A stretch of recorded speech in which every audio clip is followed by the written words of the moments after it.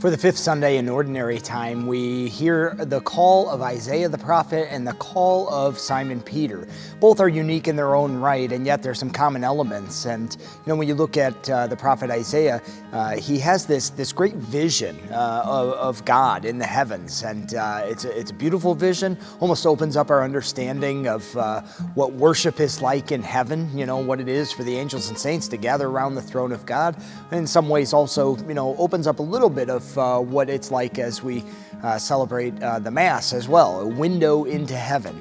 We have that part in the Mass, the Sanctus, the Holy, Holy, Holy, where the words of the angels are proclaimed. We all sing together with all the angels and saints, giving glory to heaven. Glory to God in heaven, right? So there's the call of Isaiah. But what's common to the call of Simon Peter is his sense of unworthiness. He says, I'm a man of unclean lips, dwelling in a land of people of unclean lips. How am I going to be the mouthpiece of the Lord?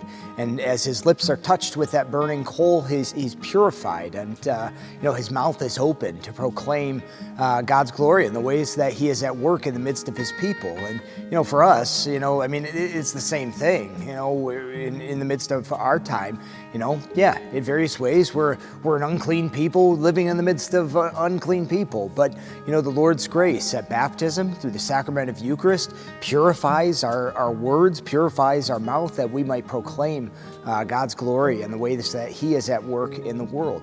Simon Peter had that same sense of unworthiness as the Lord works that miracle, the inestimable number of fish that they caught, the miraculous catch. And Simon Peter, recognizing something miraculous has taken place here, bows down before the Lord and worships him. Depart from me, Lord. I am a sinful man. And Jesus reassures him, says it's okay. You're going to be catching men from now on. It isn't going to be about fish, but it's about people, right? So that sense of unworthiness. And just one other note I would make about the scriptures is, we often wonder about different elements of Jesus's life and his life with the disciples and how everything comes together, who knew what and when. One detail that I'm not sure we often take in very deeply is the fact that at the beginning of this passage, large crowds were pressing in upon Jesus, so much so that, he was right on the edge of the lake there. And, that's a profound detail, right? There's a lot of people that witness this miraculous catch of fish. And I just wonder what they were thinking. Why this fisherman?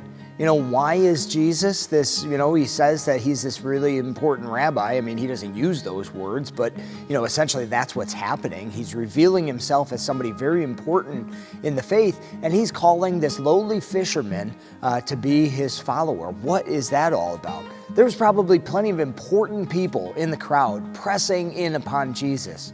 And he reaches down to this fisherman and says, come follow me. I wonder what was going on in their hearts, whether they were jealous of what Peter had received in that call and the miracle that he was a part of, or if they, I don't know, did they not care? Were they jealous? I'm not sure. But it's just an interesting thing to reflect on. There was a ton of people who witnessed what took place. People knew that Jesus was doing extraordinary things from very early on in his ministry. I guess if there's something for us to take away, it might just be, that point. If I witness Jesus calling this lowly man to follow him and to be one of his inner circle, how would I react? Well, you know what? It almost doesn't matter, because Jesus has come to you, lowly as you are, and invited you to be his follower, to be part of his inner circle. Are you taking advantage of that? Do you recognize the greatness of the call on your life and the miracle that he has worked in drawing you closer to him?